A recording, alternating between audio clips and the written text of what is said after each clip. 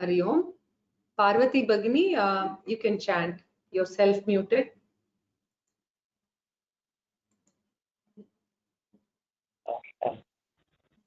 Hari Om. Shall I start, madam? Please start.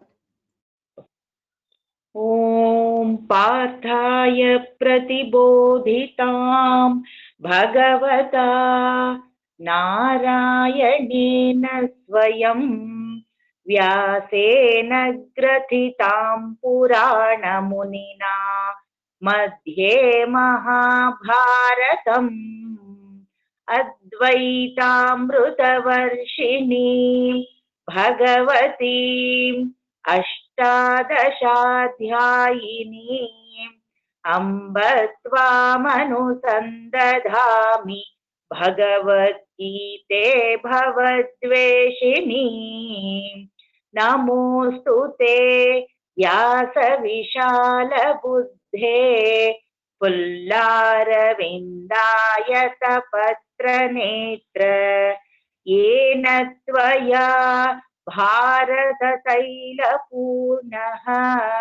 प्रज्वालितो ज्ञानमयः प्रदीपः प्रपन्नपारिजाताय स्तोत्रवेत्रैकपाणये ज्ञानमुद्राय कृष्णाय गीतामृतदुहे नमः। सर्वोपनिषदो गावो दोग्धा गोपालनन्दनः पार्थो वत्ससुधीर्भोक्ता दुग्धं गीतामृतं महत् वसुदेवसुतं देवं कंसचाणूरमर्दनम् देवकी परमानन्दम् कृष्णं वन्दे जगद्गुरुम् भीष्मद्रोणतटा जयद्रथजला गान्धारनीलोत्पला शल्यग्राहवती कृपेण वहनी कर्णेन वेलाकुला अश्वत्थामविकर्णघोरमकरा दुर्योधनावर्तिनी सोत्तीर्णा खलु पाण्डवैरणनदी कैवर्तकः केशवः पाराशर्यवचः सरोजममलम् गीतार्थगन्धोत्कटम् नानाख्यानककेसरं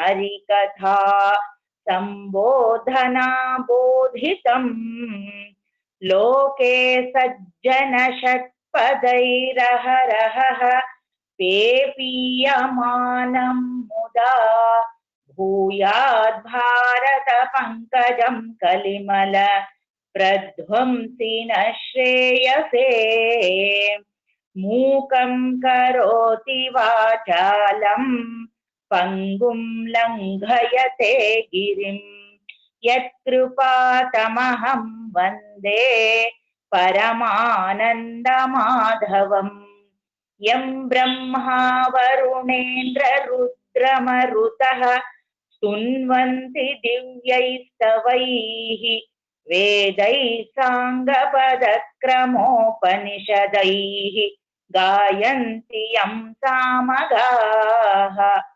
ध्यानावस्थिततद्गतेन मनसा पश्यन्ति यं योगिनः यस्यान्तं न विदुः सुरासुरगणाः देवाय तस्मै नमः। हरि ओम्। धन्यवादः भगिनी।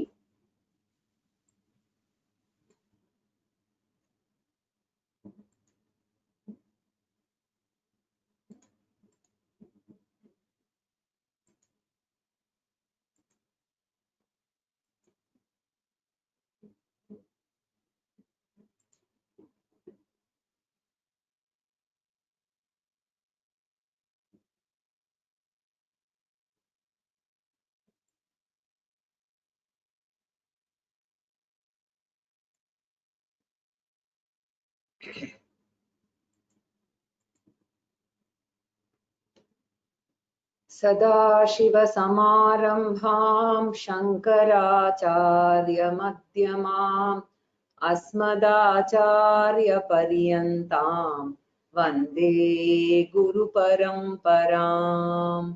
ॐ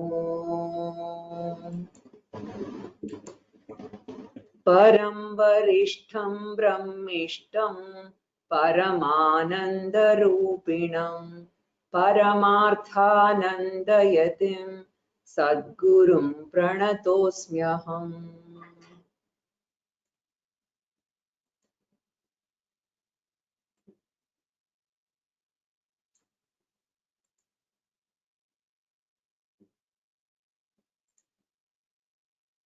So in the first part of the 12th chapter, Lord Krishna is presenting Bhakti Yoga by way of answering Arjuna's question, which we saw in the last class, that Bhakti Yoga is not a particular sadhana, but it is a series of sadhanas at 5 levels. Therefore, it is like a spiritual staircase in which there are 5 steps. Of these 5 steps, the first 2 are Karma Yoga level 1 and 2. The next 2 are Upasana Yoga level 1 and 2. And then the final one is Jnana Yoga, which is only 1. So a person has to go through all these 5 levels, right? In fact, the initial levels will help a person in going through to the next higher level. And suppose without going through Karma Yoga, a person straight goes to the 5th Jnana Yoga level, then there is a danger or risk involved that the Jnana Yoga itself will not work, right? For an unprepared person. But the Jnana Yoga can also give you in form of Shravana Yajnaha, that is Deva Yajnaha. It can serve as a Karma Yoga capable of purification of the mind. So if a person has gone through all the 4 stages properly, then Jnana Yoga itself will work. Jnana Yoga will definitely work as Jnana Yoga should, and it will give Jnanam. Thus, one and the same Jnana Yoga will give Jnanam to a prepared person and will give Chitta Shuddhi to the unprepared person. So, Lord Krishna wants to present all of them, and the whole series of sadhana is called Bhakti Yoga, because Bhakti is the common thread atmosphere or the common mindset which is to be entertained in all the 5 levels. Bhakti being common, it is referred to as Bhakti Yoga. Okay. And so we actually saw a pictorial representation of these 5 different stages. Lord Krishna himself clarified in the 7th chapter, when a spiritual seeker is following through these 5 steps, for him, God is the goal itself, right? The sadhyam itself is God, right? If you may remember in the introduction to Vedanta, when I was teaching about Bhakti Yoga, I talked about God being the goal itself, right? Unlike Artha Bhakta and Artharthi Bhakta, a spiritual seeker considers Bhagavan as a goal, and which is a one form of bhakti, right? Sadhya bhakti, and not only Bhagavan is kept as a goal throughout the spiritual sadhana, right? For removing the hidden obstacles. Any obstacle can come at any time, right? Due to our Purva Janma karma. These obstacles are basically invisible obstacles, right?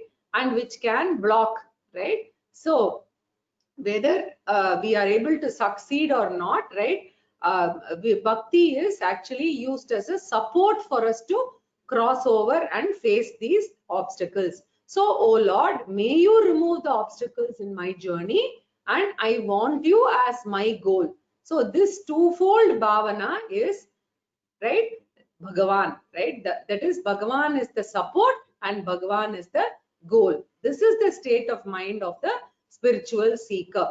Whether he is in level 1, 2, 3, 4 or 5, right? Bhakti being the common thread across all of them, this series is referred to as Bhakti Yoga.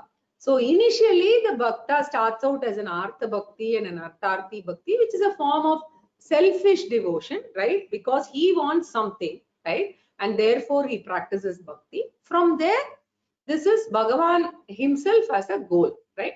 That is the bhakti. So Lord Krishna presents in the 12th chapter the highest level in the beginning. Instead of going from bottom to top, he is coming from top to bottom, right? So he presented Jnana Yoga in 3 verses, 3, 4 and 5. So Jnana Yoga is what we completed in the last class, right? And that is in which one inquires into the real nature of God. And the real nature of God was referred to as Para Prakriti in the 7th chapter. A pure consciousness without changes, attributes and division, right? Which is pure consciousness, Bhagavan.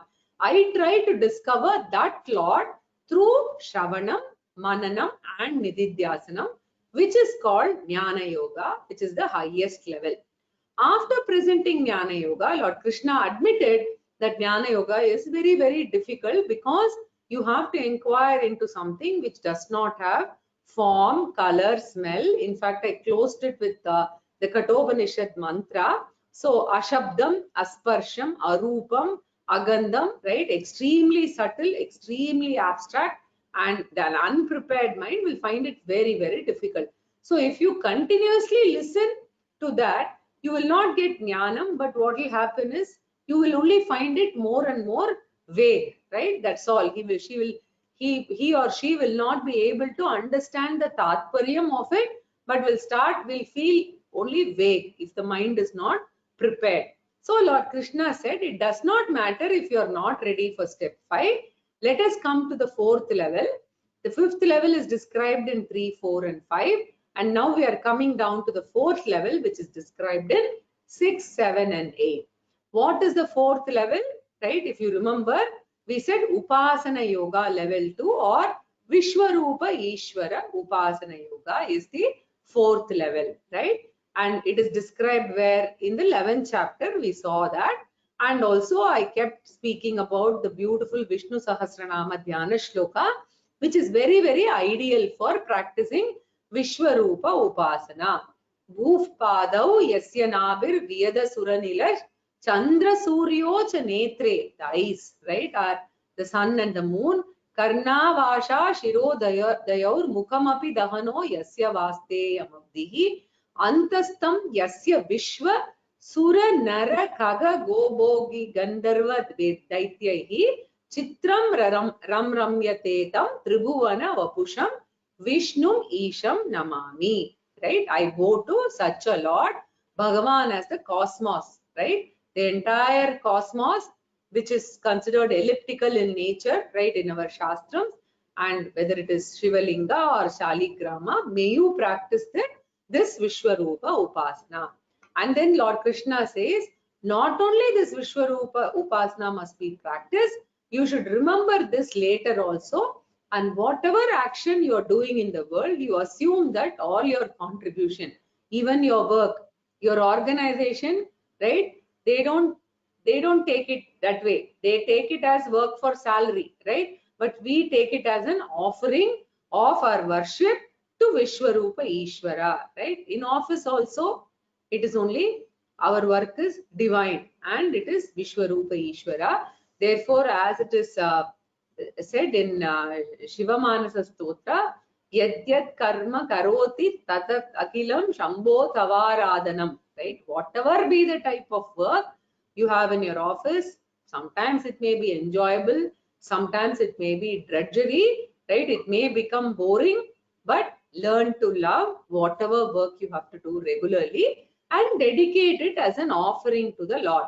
And once I consider it as dedication, I will not do a sloppy work and I will do it wholeheartedly and sincerely. And most importantly, whether my boss appreciates, whether my organization appreciates, whether I get a promotion, right? As long as I have to do a duty, whatever is to be done has to be done well, no half-hearted job, right? So with this philosophy, you do the regular work and lead the regular life, right? This is Vishwarupa Upasana plus Vishwarupa Pujanam. That is what is described here, right? So we saw the 6th verse. That is what we were seeing. Etu sarvani karmani mai sanyasya matparaha ananyenaiva yogena Mam dhyayanta upasate. Etu, those people who are in the 4th level of Bhakti Yoga, which is the 2nd level of Upasana Yoga, what do they practice?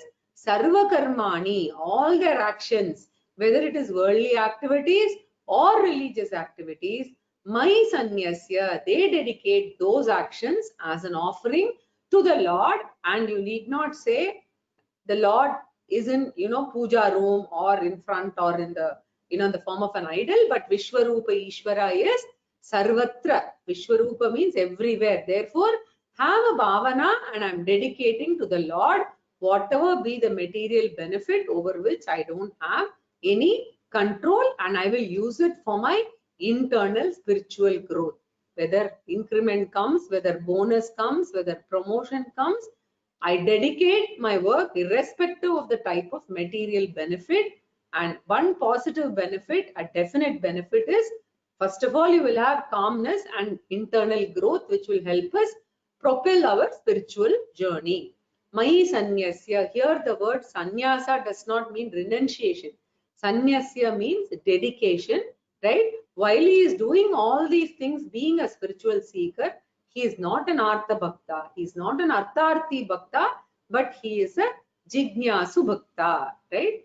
Jignasu Bhakta is one where God is my goal of life. Therefore, Lord Krishna says in verse 6, right? Mat para paraha means the ultimate or primary goal, not that other goals are not there, but that is the primary goal. Other things like getting married, having children, building a house, having a good profession, etc. are incidental, right? So the destination is basically discovering the Lord. This bhavana is called matpara. Ananyenaiva yogena. Even if I keep the goal as Bhagavan or moksha, the problem is when I am engaged in family activities and professional activities, they absorb our mind to such an extent that we forget the bigger task at hand, right? We forget the purpose of life now and then I have to ask the question at least once in a week, a few times, maybe in the morning when I do meditation, and after that, what is the purpose of my life? Why have I come here? What is my real goal? Is it getting educated, getting married, getting children, right? Or what is it, right? As a human being, do I have something bigger? Do I have to remind myself now and then? And the best method is to remain in satsanga.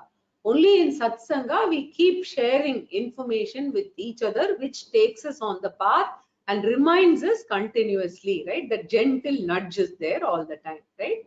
Never forgetting our goal. Therefore, Lord Krishna says, Ananyenaiva yogena, with unflinching focus, right?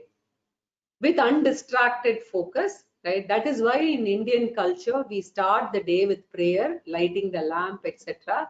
It is only to remind us that lamp represents knowledge, right? Maheranaya chakshase. In Sandhya Vandanam, we say that, right? I want spiritual knowledge. Therefore, it has to be constantly reminded, and we start the day with puja, parayanam, lighting the lamp, etc. Ananyenaiva yogena Mam dhyayantaha. Thinking of me as a goal and support, upasate, the 4th level seekers practice Vishwarupa Upasana. Are people not able to see my screen? Somebody is saying they're not able to see my screen. Can anybody respond, please? Are you able to see my screen? You can type. Yes, okay. So you may have a problem, Swati. You can just try logging out and logging in again. Okay. Continuing. Teshamaham samuddarta, Teshamaham samuddarta, Mrityu samsara sagarat, Mrityu samsara sagarat, Bhavami nachirat partha, Bhavami nachirat partha, Maya veshita chetasam, Maya Veshita Chetasam. So Lord Krishna says there are great seekers, great upasakas, and they give a title to them, Mai Aveshita Chetasam, the Vishwarupa Upasakanam. Mai here refers to Vishwarupa Krishna. Krishna is referring to himself, the Vishwarupa Krishna. Aveshita, fixed on, constantly remembering. Chetaha means the mind. They are involved in worldly transactions, but they remember the ultimate goal. So Swamiji normally, gives this example. Of course, nowadays this is very rare experience. When we go by train, right, which is not a super fast express or something, say from Chennai to Delhi, it keeps stopping at different stations and people keep getting off to, buying snacks. You generally feel more hungry when you're on a train, so you keep getting down to get some snacks, etc. But in and through everything, if the person has boarded the train at Chennai, he remembers that Delhi is the ultimate goal and he manages to get back onto the train. He never forgets and stays away in the in-between station, right? So similarly, a real bhakta always keeps in his subconscious mind, like the Tambura Shruti, the spiritual goal is my primary goal. Material goals are subservient to the spiritual goal. And such people are called Mai Aveshita Chetasa. So Lord Krishna says, they have surrendered to me totally. I will certainly bless them and help them. And therefore he says, Tesham, for such people who are totally dependent on me, Ananya Chintayanto Mam Ejana Paryupasate. Since they are totally dependent on me, I will bless them. Because I've given a promise to such devotees, Name Bhaktaha Pranashyanti. I have given a promise, therefore I will help them in what? Samuddarta, by lifting them, by saving them from what? From the vast ocean of samsara, samsara sagara, right? Sagara means ocean, samsara is compared to an ocean because it is very vast and it is very deep and we can get carried away by that. In the samsara sagara, the most frightening thing is jara and Maranam. Jara means old age. Old age is one frightening factor, right? And if we get frightened, we will get old faster, right? If you keep thinking that you will grow old faster, right? So that is one thing that will happen to me. And then you start thinking, who will take care of me when I become old? When I'm closer to death, what happens, etc. When we are young, we never have these two worries, right? So because we are enjoying life and everything is fine. So what happens in old age and jara and closer to mrityu? The only question you seem to be asking is, when can I go? When is God taking me away? Can there be a special prayer for that? Anayasena maranam, right? So initially I'm afraid of death. Later I'm afraid of life itself, right? How long will it take, etc. Right? Nachirat, before long, right? He does not want to give a time frame. So he says it depends upon the level of the person. It seems like if a person, right, is a sadhu, is a sannyasi who is a jnani bhakta, it may be faster. The others, it may be slower. So Krishna doesn't give a time frame, right? So he just says, right, that I will definitely be there to take you, rescue you from the samsara sagara, right? So Lord Krishna does not want to commit on the time because it depends on the level of maturity, level of sincerity. Therefore, he says, Nachirat, before long, I will rescue you, right? And therefore, Lord Krishna does not say how he will rescue. So, Shankaracharya adds in his commentary, right? From the fourth level, directly, he cannot get moksha. Now, this is where the Advaita Parampara and Dvaita Parampara or Vishishtadvaita Parampara start, interpreting differently. Now, the overall big picture, Shankaracharya always keeps in mind, which is moksha is the highest goal, jnanam is the only way to moksha, right?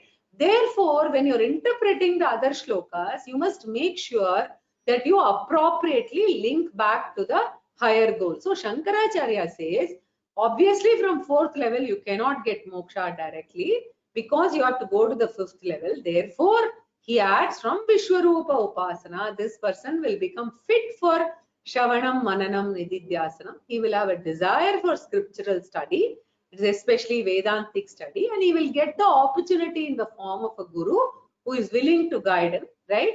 And he will finally go to that guru and be able to attain jnanam and therefore moksha. And someone Bhagavan will send even if there is a guru not available, right? Continuing. मय्येव मन आदत्स्व मय्येव मन आदत्स्व मयि बुद्धिं निवेशय मयि बुद्धिं निवेशय निवसिष्यसि मय्येव निवसिष्यसि मय्येव अत ऊर्ध्वं न संशयः Ata urdhvam na samshayah.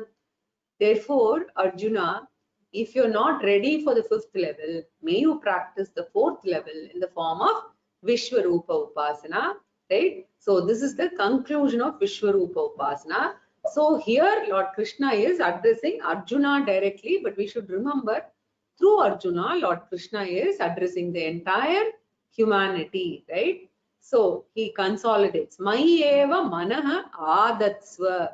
May you develop an emotional bonding with the Lord, right? That is why Bhagavan is initially worshipped as Ishtadevata, in which Bhagavan is given a human form, and Bhagavan who is capable of interacting with me, right? Therefore, I also develop a emotional bonding with such a Bhagavan.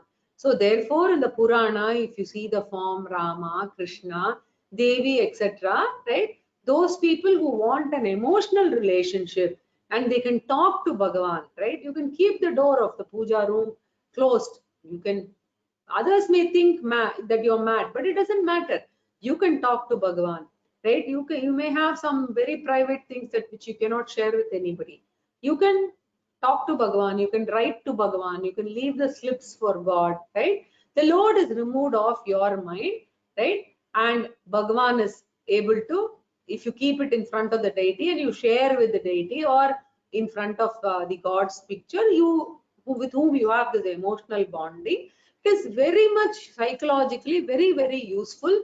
And I think it really helps when people have trauma, when they're going through some very extremely difficult experience, emotional experience, right? Very useful, right?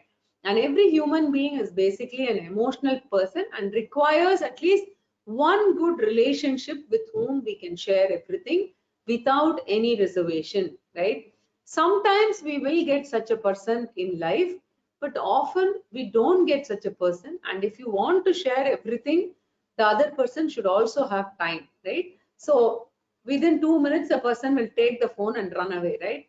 You don't have time.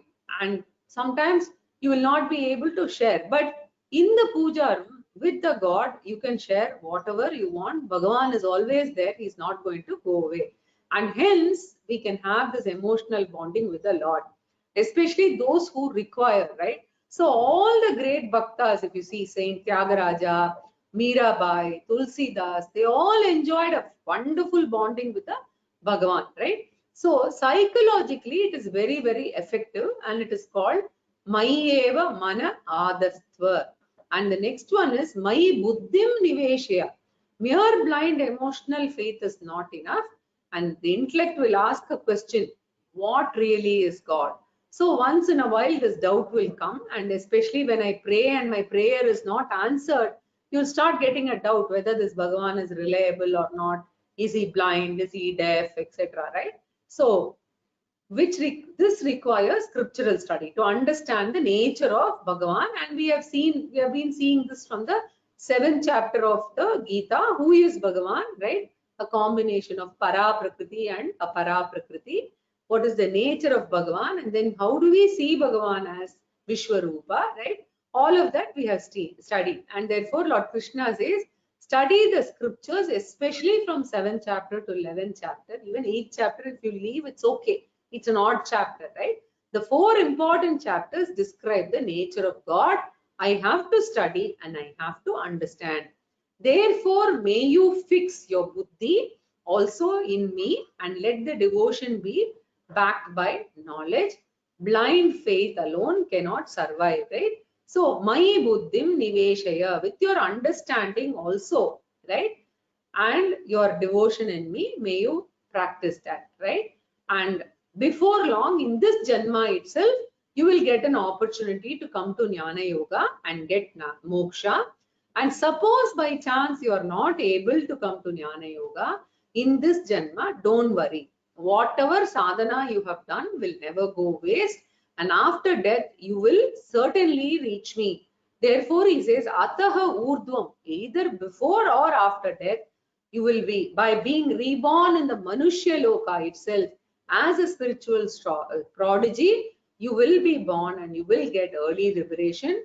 Or if you remember the 8th chapter, you will go to Brahma Loka, right? Because you attain Krama Mukti, and there you will do sadhana and attain moksha.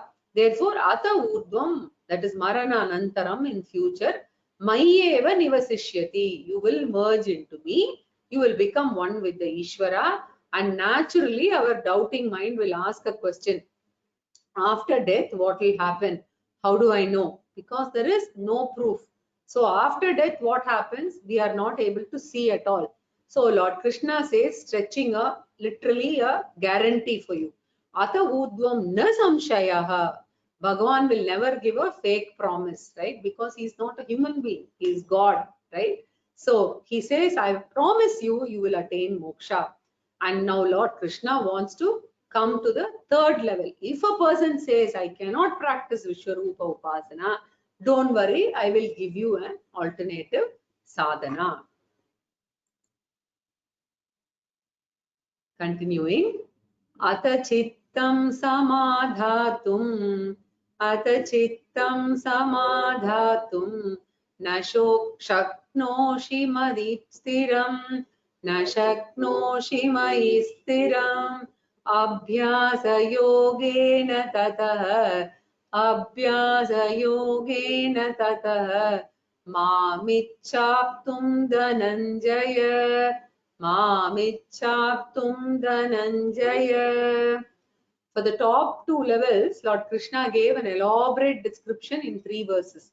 For the third, second and first level, he is only going to give 1 shloka each, right? So 9th verse talks about the third level, 10th verse talks about the second level, and 11th talks about the first level.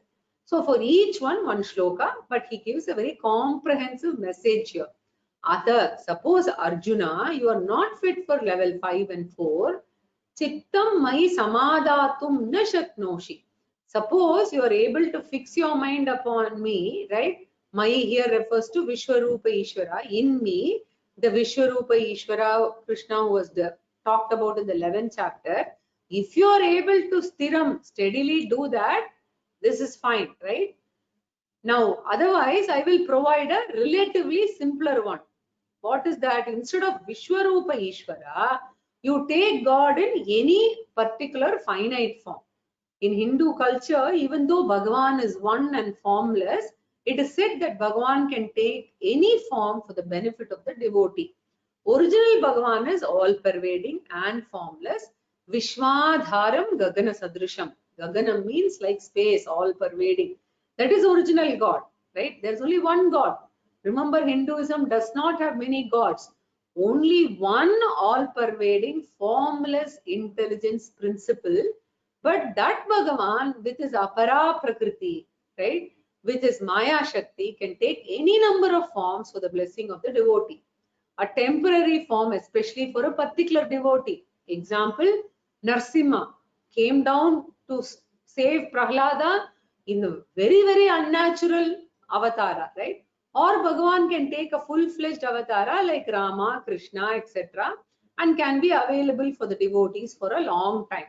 Of these many avatarams and many forms, you choose whatever you want purely for the sake of meditation. Now, it can be Devi also, right?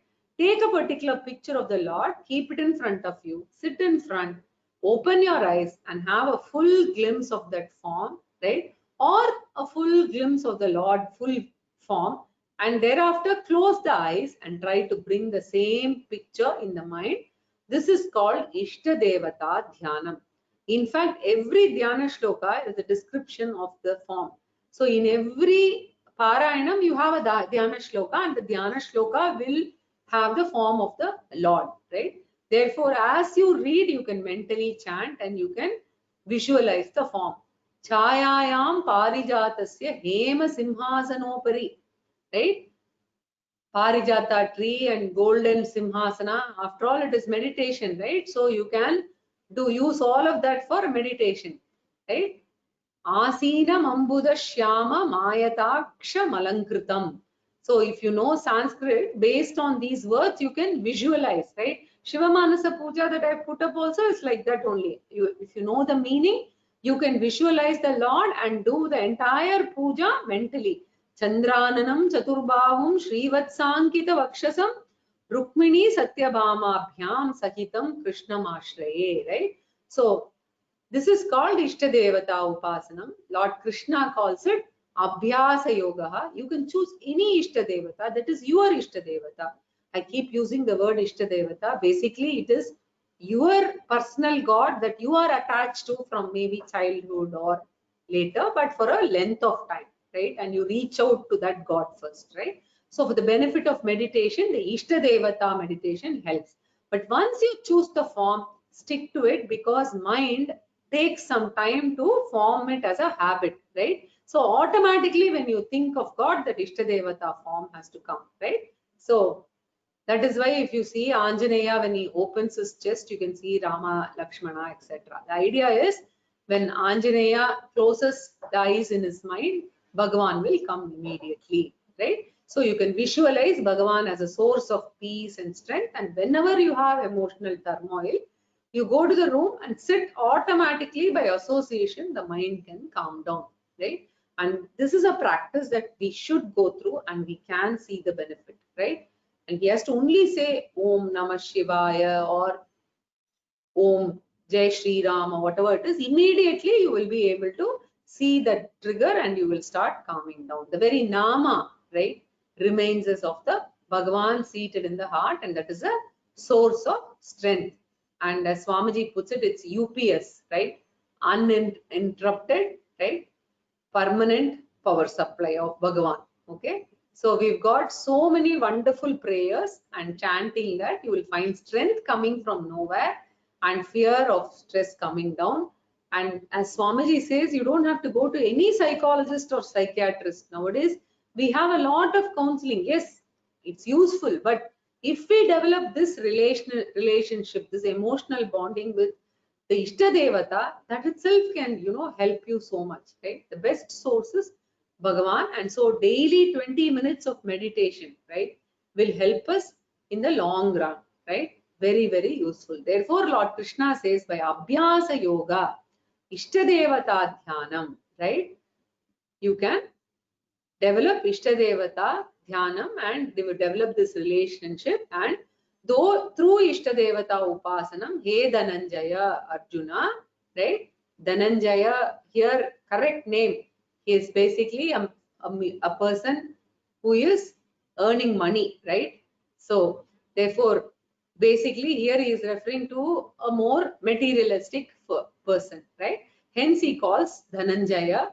You keep earning, and what are you doing this for? Mam aptum icha, mama aptum icha. May you try to come to the next level of upasana. Here means Vishwarupa upasana kartum. May you come from this to Vishwarupa upasana yoga, right? May you gradually try to come. But what is the problem? We are not even able to take that 15 minutes off and do the Ishtadevata Upasanam, right? So Lord Krishna says, okay, even if that is not possible, I will come to the second level. So you are excused from Dhyanam also, right? So Lord Krishna is coming down. So even if you don't do Dhyanam, it is okay. If you're a workaholic, right, and all the time busy, right, I will tell you another option also, which is Karma Yoga number 2, right? That's the next one. Abhyasepya samartosi, Abhyasepya samartosi, Matkarma paramo bhava, Matkarma paramo bhava, Madartamapi karmani, Madartamapi karmani, Kurvan siddhimavapsyasi, Kurvan siddhimavapsyasi, Kurvan siddhimavapsyasi. So, siddhim avapyasi. So, if you're not fit for meditation and if you're highly rajasic, may you be active in the world, but gradually try to increase your activities in the direction of contributory activities where the beneficiaries are more and more in the society, and reduce the sakama karma. Reduce artha kama pradana karma. Increase your dharmika karma. I don't know whether you remember, I mentioned an acronym called RIDE, right? RIDE. Reduce adharmic activities, increase your dharmic activities, dedicate all the actions to the Lord, and experience the results as a Ishvara Prasada, right? RIDE, right? So, increase your dharmika karma, in our language, Pancha Mahayajna. So, let the contributory activities be more, and they should all be done in the form of Ishvara Aradhana. Even when I do social service to the society, I look upon as Vishwarupa Ishvara, and that service is also a puja, and I do with Shraddha, Bhakti, without any arrogance, superiority complex, with humility, not for just name, right? And to, make sure that I have a larger reach so that my name is well known in the country, in the world, etc. But truly genuine service, right? Without any arrogance or superiority complex. I have to do it as an offering to the Lord. And when I contribute with Shraddha and Bhakti in my mind, the purpose must be for internal growth alone. And when I want internal growth, automatically my fitness for going to third level and also my mind, right, will get prepared for going to the fourth level. So, oh Lord, I should go to the fifth level finally with a refined mind. I should attain jnanam, right? Or if at all, I pray for the well-being. It should not be self-centered, this small family, but the world. Sarve bhavantu sukhinaha, sarve santu niramayaha. Without any selfish expectations, may you try to increase the nishkama karmani, pancha mahayajna rupa karmani. So Lord Krishna calls madartam api karmani, abhyase, right? Ishtadevata dhyanam, right? When you're doing that, if you're not able to meditate, attempt meditation. If you can't do it, right, then he's talking about allot some time for Panchamaha Yajna. So he says Mat Karma Paramaha, right? In Vedic language, he's also talking specifically about Nitya Naimittika Karmani. Sandhya Vandanam comes under Panchamaha Yajna. Brahma Yajna, which is supposed to be done regularly, that is also coming under one of the Yajnas, right? Nitya Naimittika Karmani, those that have to be done regularly at prescribed intervals. Daily Ishvara Aradhanam we should do, and that time the Sankalpa should be Sarve Bhavantu Sukhinaha, right? Loka Samasta Sukhino Bhavantu, and the Pradakshina and the Namaskara has to be for the whole world, right? First we'll try and do one Namaskara for the world, then slowly we can replace our family-centered prayers with world-centered prayers. So this is called Nitya Naimittika Karma, Vihita Karma, Pancha Mahayajna, Nishkama Karma, may you do predominantly. So Sakama Karma should be reduced. Mat Karma Paramo Bhava, let that be dominant in your life. May you be a Jignasu Bhakta, don't be an Artha Artharthi Bhakta. Right? Madartam api karmani kurvan, doing more and more selfless and prayerful activities. Selfless and with prayers, karmani kurvan, right? So, every morning we can, join together, go to temple, or we can go around the temple during the Margadi month, any of those, right? All of those come under Deva Yajna, right? So, and with reverential attitude, we, do this entire Panchamaha Yajna. Selfless and prayerful activities. So, Nishkama Karma Pradana Karma Yoga. This is level number 2, and Krishna is keeping on coming down, right? We are basically, he knows there are lots of people in the bottom of the pyramid, just like any pyramid, right? So doing such service contributory activities, siddhim avapsyasi. Siddhim means may you attain spiritual success, right? Now second level we must watch, will not give us liberation directly. It will help us go from second to third to fourth to fifth, the fifth level being Jnana Yoga, right? So spiritual education program is compulsory for all, right? So some people may say, oh, I can't do service activities also, I don't have time for Pancha Mahayajna, right? So we have so many responsibilities, etc., right? So we are only interested with, you know, our children, our family, our home. So we keep on solving some problem or the other, we keep going to the temple. So we are Artha Bhakti and Artharthi Bhakti, right? So there are in fact some people who boldly tell Krishna also, we can only do this much, we can't do anything more, right? So Lord Krishna says, doesn't matter. He comes down to the lowermost level and says, does not matter, you do Sakama Karmani. You can convert even Sakama Karma, right? Convert even Artha Artharthi Bhakti itself into a type of Karma Yoga. Of course, it is not superior Karma Yoga, right? Not that, you know, it is effective Karma Yoga, but it is possible to do, convert even this to Karma Yoga. And Lord Krishna is going to tell that in the next shloka, which is the lowermost, right? The first level of Bhakti Yoga. अतैतदप्यशक्तोऽसि कर्तुं मद्योगमाश्रितः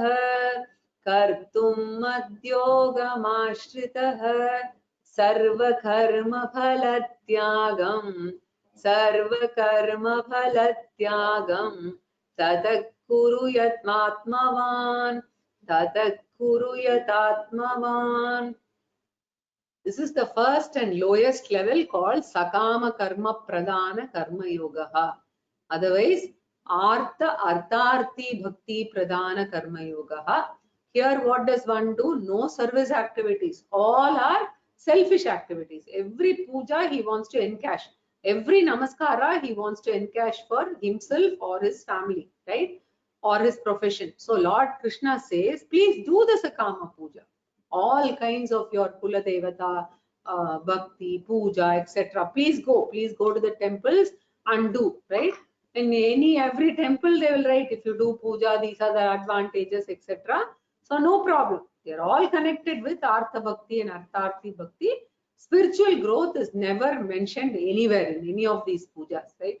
So to such an extent that as Swamiji says, even during Chaturmasya, which is supposed to be the important months for a sannyasi, jnani, to focus on spiritual education and, you know, disbursing spiritual education, even that time he is supposed to do puja because that is what the grihasthas want. So he has to do pujas for the grihasthas, right? And come July, August, that is the apt time for university admission. So all of us are worried more about university admission. So you end up going to a sannyasi jnana yogi and asking him for, you know, Sakama kind of results only. It is a natural thing for a grihastha to face, and he will be focused on that, right? So Lord Krishna says, do that puja for a particular result, but Lord Krishna gives a warning, very, very practical type. He says, any puja you do for a particular result, right?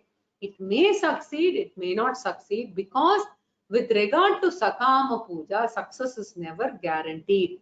Because if you want a Sakama Puja to be successful, you have to observe several rules very, very clearly, and sometimes they may not be 100% compliant, so your result may not come.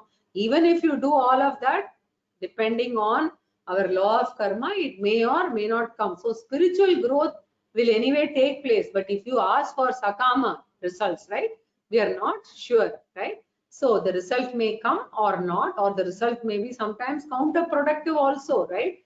So remember that there may be 5 seats in a particular college and 500 people may be doing puja for that. What will Bhagavan do, right? So certainly in spite of puja, many people are not going to get the result. Therefore, Lord Krishna adds a note, Sakama puja often brings failure, right? Also, so be prepared. So therefore, we do puja, right? But remember that it can bring failures too, right? So therefore, place the result at the feet of the Lord, right? That result, whatever, whether it comes as a failure or a pass or a success, just accept it as Ishvara Prasada, right? And don't link it with the action and just say, okay, whatever I get, I have done my best. Whatever I receive as Ishvara Prasada. So they get prasadam for the Ishvara Prasadam for the puja. So remembering, right, experience all the results as direct prasada from the Lord, no complaints at all. And at least verbally we start practicing that, and after some time we start internalizing that, right? Once you do that, our mind becomes purer and purer, and this comes under Sakama Karma Pradhana Karma Yoga. This is called Karma Yoga level 1, right? And if you practice this for a long time, what will happen? Moksha will not come, right? But gradually your mind will get refined to go in for Nishkama Puja and Panchamahayagna. You will start doing more and more, and you will graduate to the second level, and from there third, fourth, fifth level, etc. Therefore, Lord Krishna said, Ataita Dapya Shaknoto. See, if you are capable of practicing Panchamahayagna, you do only. If you want selfish puja, do it, does not matter, right? If you are incapable of following the Panchamahayagna in its true spirit, right, which is Ishwararpana Bhava and Ishwara Prasada Bhava, fine. You do your Artha Bhakti, Artharthi Bhakti related pujas, Pariharam for success and for solving problems, right? But slowly you will gradually grow, right, spiritually, and these Parihara Karma should start coming down, right? So at least start accepting, right? So asiddha yogo samo bhutva samatvam yoga uchyate. So sarva karma phalatyagam kuru. Tyagam means dedicated to the Lord and take it as Ishvara Prasada. Don't consider it as failure. Tatak kuru yatatmavan. This is very difficult. Accepting failure as Ishvara Prasada is very easily said than done, and therefore Lord Krishna says it requires effort, and with effort you will be able to practice that. So equanimity in failure is a very great accomplishment. The ability for us to take success and failure with the same mental poise, right? That is itself a very big accomplishment. Yadatmavan, with mental restraint. Atma here means mind, right? Means with restrained mind, may you practice this. Continuing. Shreyo hi jnanamabhyasat, Shreyo hi jnanamabhyasat, Jnanadhyanam vishishyate, Jnanadhyanam vishishyate, Dhyanat karma phalatyagah, Dhyanat karma phalatyagah, Tyagat Chantiranantaram, Tyagachanti Nirantaram, Tyagachantiranantaram, Tyagachantiranantaram. So, this level that Lord Krishna has talked about just now is the lowest level, that is almost down to the ground, down to the earth. Bhagavan has come. Bhagavan does not consider he can come down further. You'll have to, if you go further, there is nothing, right? He cannot come down any further. So if a human being says that I cannot even practice this level of karma yoga, then Bhagavan's answer will be, better luck next birth. And in this birth, I cannot help you. Hopefully, you will have a human being birth in the next birth. We don't know. There is no guarantee, right? And you may be better evolved to practice at least Sakama Karma Pradhana Karma Yoga. And therefore, Lord Krishna stops the coming down, the 5 ladders. So the 5 laddered bhakti or 5-stepped ladder, he concludes in the 11th verse. And in the 12th verse, Lord Krishna wants to make an observation. That observation is very, very important. Many people may find that they are fit only for the lowest rung of the ladder because of their desires in the world. When worldly desires are more, right, all my puja will be Sakama Bhakti only, right? Naturally, there will be no time for Nishkama Bhakti. So if Lord Krishna asks for Nishkama Puja, a person will say, I don't have time for that. Therefore, Lord Krishna feels that many people are ready for only Sakama Bhakti, which we call as materialistic devotion or business Bhakti. Oh Lord, you do that and I will do this. Even in that we are smart. We don't tell him, okay, I will do it first and then you finish whatever you're supposed to give. Even to give hair to Lord Venkatachalapati, we pray and then we say, okay, I get this, I come and give you this. Or I will offer Tulabharam, or I will do Anga Pradakshinam, etc. Right? This is the level many people are in. So Lord Krishna feels that a person who is at this level may feel an inferiority complex, right? Because Lord Krishna has presented this as the lowest rung of the ladder. So like a consolation certificate, right? So same way, many people who are at this level may feel a deep sense of inferiority complex. So Lord Krishna wants to encourage the people who are in the lowest rung of the ladder, because Lord Krishna feels that Sakama Bhakti is better than, very careful, right? We should not say better than Nishkama Bhakti, right? Because we have only studied these two here. We should say Sakama Bhakti is better than no Bhakti at all, right? So at least for examination's sake, he's going to the temple, right? It is better than being an atheist. It is better than no Bhakti. Therefore, Lord Krishna wants to encourage them. To encourage them, Lord Krishna is making a statement of exaggeration, right? So it's a method of encouragement. Like for instance, a child says he is drawing a Ganapati. Finally, the Ganapati turns out to be maybe an Anjaneya or something else, right? But somehow the child has started out on this and has drawn this picture, right? So what does a mother say? Wow, you're really great, you know. One day you're going to be like, okay, I'm also exaggerating, maybe like Picasso or Ravi Verma or, you know, Konde Raju or whoever it is. We encourage the child, right? Even say right through childhood, we do that, right? We also say that, you know, it's wonderful, right? We are not telling the truth. We know that, right? Really speaking, we are not supposed to lie. But what we are doing, we are lying only, right? But still it is not a lie because it is not done with a negative motive. It is done for the sake of encouragement of the child. Interestingly, here Lord Krishna feels Sakama Bhakta, right? Even though he is not a true spiritual seeker, he also has to be encouraged, and therefore Lord Krishna says he is the greatest one. In the previous list, he said he is the lowest one. When he finishes, he said first rung. Suddenly, Lord Krishna is contradicting his own statement. In the 11th verse, Lord Krishna has said Sakama Bhakta is the lowest rung of the ladder. And in the 12th verse, Lord Krishna is deliberately contradicting and he is telling something which is not a truth also. So when he is doing that, right, in fact, in Mimamsa language, it's called Arthavadaha. It is a deliberate exaggeration of something, even though it is not true, right? Like saying you utter Ramanama once, you will get liberated, right? So if one Ramanama utterance will give liberation, why would Lord Krishna have Bhagavad Gita with 700 shlokas, right? One shloka is enough, right? Arjuna, tell Rama, you will get liberation. So why should Lord Krishna talk on and on, right? So Karma Yoga, Bhakti Yoga, etc., right? So by one Rama Nama, liberation is not possible. So to encourage a person, we also say, do you remember this shloka from Vishnu Sahasranamam where we say, Shri Rama Rameti Rame Rame Manorame Sahasranama Tattulyam Shri Rama Nama Varanane. They say, oh, you tell 3 times, it's equal to telling Vishnu Sahasranamam, right? So you should, it is not actually, it's an exaggeration, right?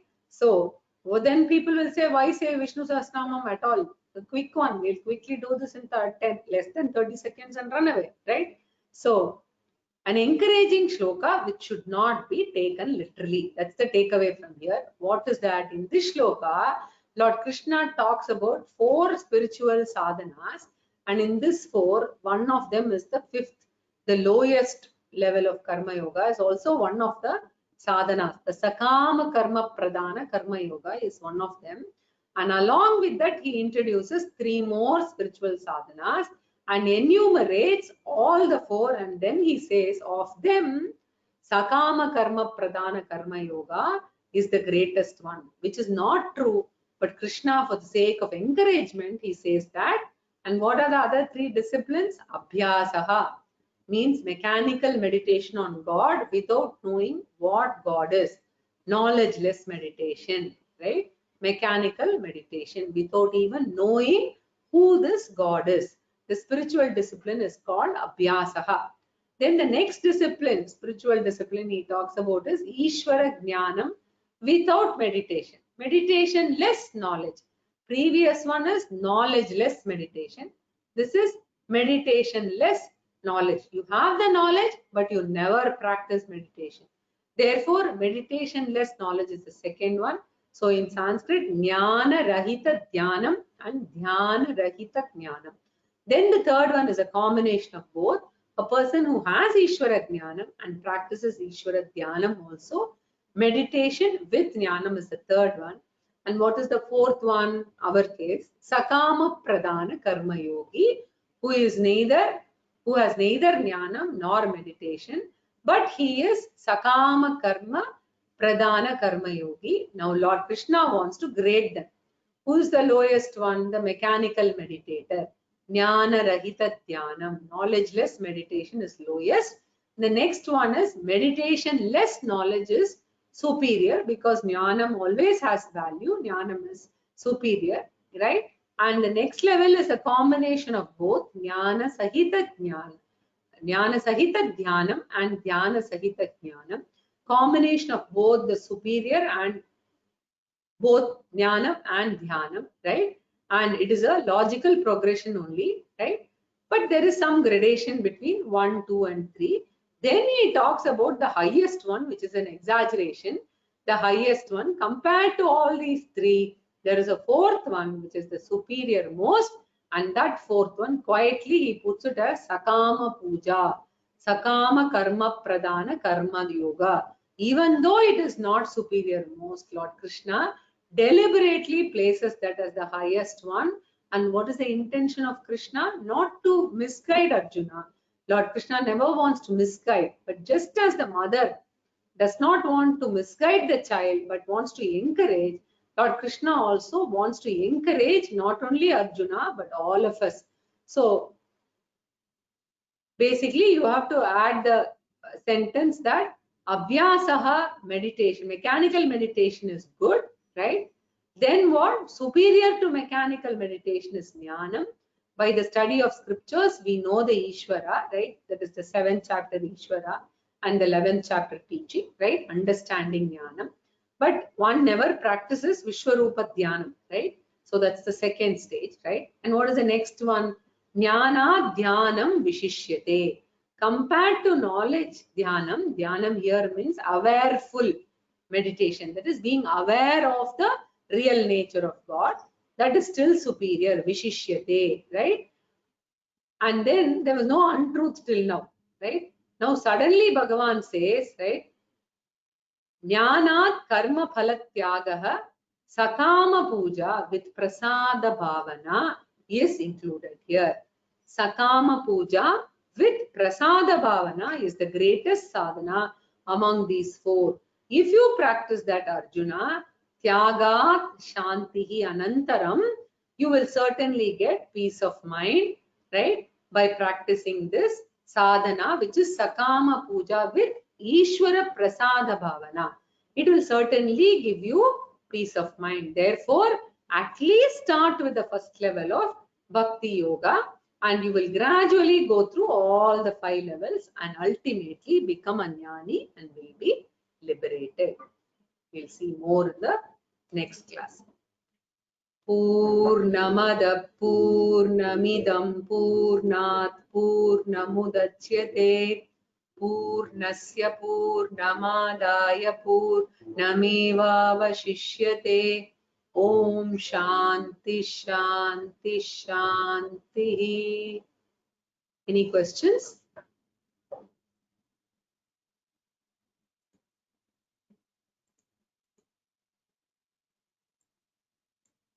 You can either type out.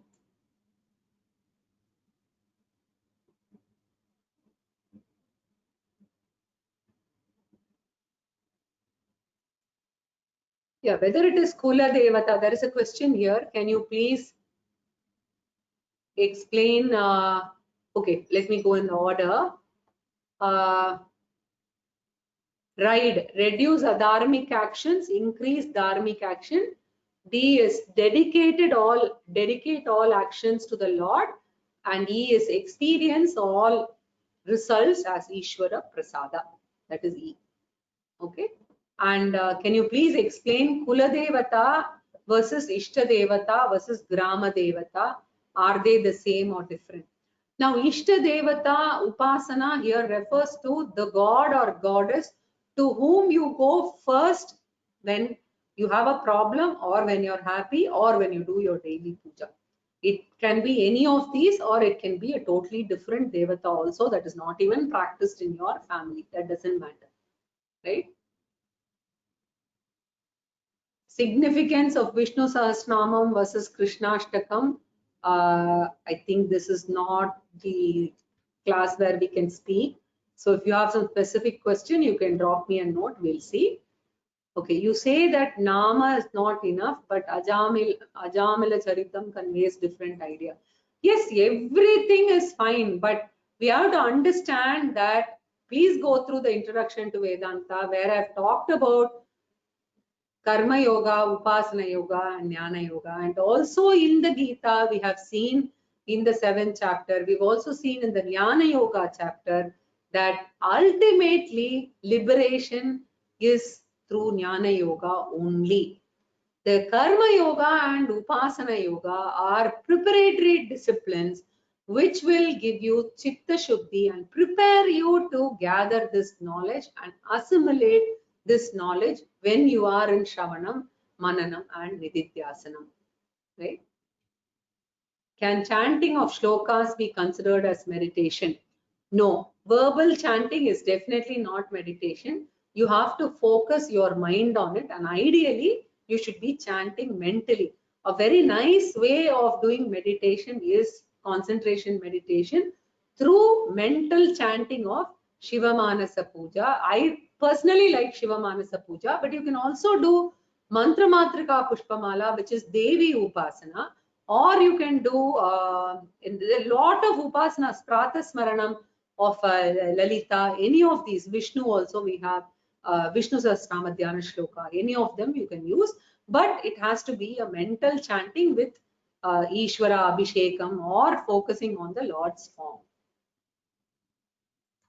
I think I've covered all the questions.